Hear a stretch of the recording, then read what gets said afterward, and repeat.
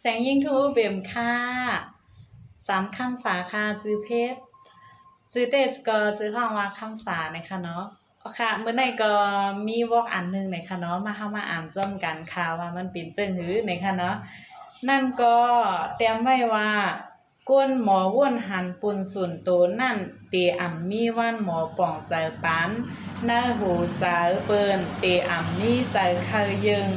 เอาลองหลีตีเปิ้นมาสอนตูเจ้าเก่าขึ้นในค่ะว่าเราต้องฝากเอาค่ะพี่น้องเขาเว้นว่าโหในติบันตอนสอนเฮาเจิ้งหือยก็เฮาติเลยรับตอนสอนอันในเจิ้งหือพี่น้องเขา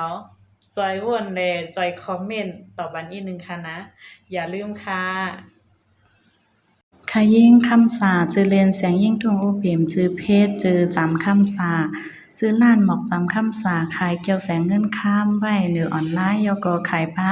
ดอนดาเดลุ่มลาไปอยู่ลีเฮาในค่ะเนาะอันนั้นก็ได้เป็นคู่ของในโครงการซักแซนหมอเป็นอันคุณหมอเศรษฐวีเฮ็ดออกมาไว้ดอนดาเดลุ่มลาไปอยู่ลีเฮาเต็มโทนสังว่าพี่น้องเขา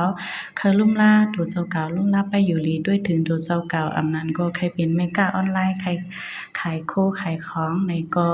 เปิดรับโตแต้นไว้กูตีกูตั้งกูวันกูเว้งค่ะไม่สูงค่ะ